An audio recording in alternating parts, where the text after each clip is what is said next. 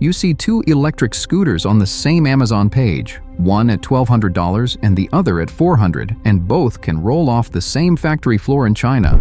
You might assume the expensive one hides better motors, that the higher number reflects years of engineering, or that the cheap one drops some part you'd never spot until it failed. In this category, a surprising amount of what you pay covers the badge on the stem and the warranty card in the box, rather than the hardware underneath, and there's a simple way to tell which is which.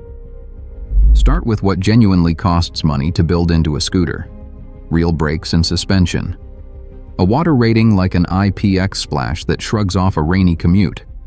Safety certification is the big one, with UL 2272 covering the scooter and UL 2271 covering the battery, and those tests can run a brand anywhere from $30,000 to $100,000 per model, which is why budget makers walk past them.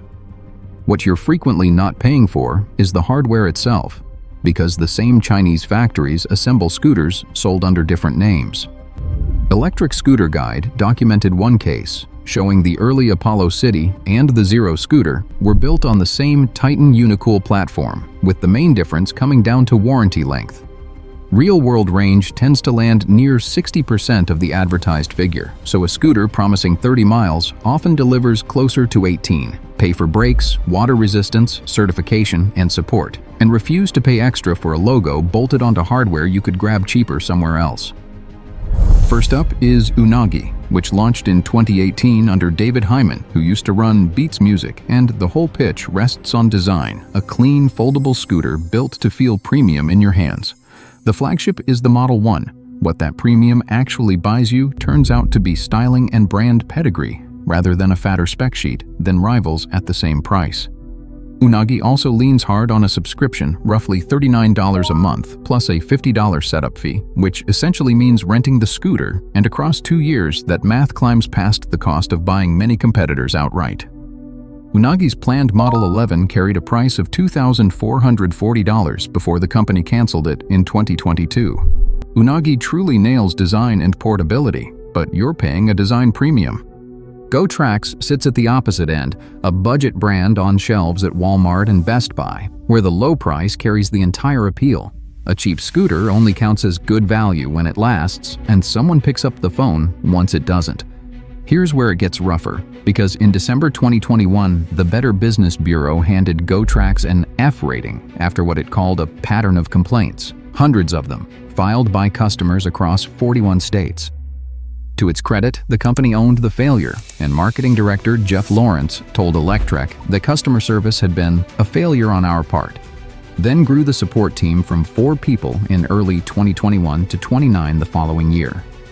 At this tier, the real cost surfaces later, and whether the scooter holds together and whether help ever shows up. Now we reach the 2 genuinely worth your money, starting with Segway-Ninebot, the budget to mid-range benchmark. Ninebot, backed by Xiaomi, bought the original American Segway company on April 1, 2015 in an $80 million deal, and it has commanded the volume market ever since. The value case is simple: UL-certified scooters delivering real reliability at a fair price, and Tom's Guide named the Segway E3 Pro its best overall electric scooter. The honest trade-off lives in the firmware, because Segway and Xiaomi cap top speed by region through onboard software, so the hardware can be capable of more than it's permitted to do, and unlocking it voids your warranty. For a commuter who wants something certified, supported, and priced sanely, this is the safe default. That brings us to Apollo, and here's the twist. Apollo got started in 2018 in Montreal doing exactly what this list warns against: importing and rebranding Titan Unicool scooters, the identical hardware, under those Zero models. Staying there was never the plan. The company shifted to its own designs, and its Phantom reportedly sold out inside 48 hours. Electric Scooter Guide gave the Apollo Go a 9.2 out of 10 for reliability, pointing to its UL 2272 and UL 2271 certification, and called it one of the most reliable scooters you can buy. The new Apollo Go Stellar launched in April 2026 at $1,199, with Apollo estimating 20 to 30 miles on the go, while testers clocked roughly 18.5. What you're buying is engineering Apollo actually owns, wrapped in certification and support that hold up. Here's the single rule under all of it: Certification and support eat far more of your money than the hardware does, because that hardware gets shared so often. The next time two sit side by side, run 3 quick checks. First, is it UL2272 and UL2271 certified, covering the scooter and the battery? Second, what's the brand's real support record, not the warranty length on the box? Third, slice the advertised range by about 40% to guess what you'll actually get. That support point matters because it can vanish, and when Boosted collapsed in 2020, owners were told their warranties had, in one seller's words, gone up in smoke. Buy the certification and the support, and leave the logo on the shelf. So those two scooters staring at each other on the same Amazon page, the gap between them is so often the badge and the warranty card, not the motor. If this shifted how you'll shop, drop a comment with the category you want taken apart next, and subscribe for more teardowns like this one. Electric scooters are very good for commuting, but be careful that you don't hurt yourself or others when driving.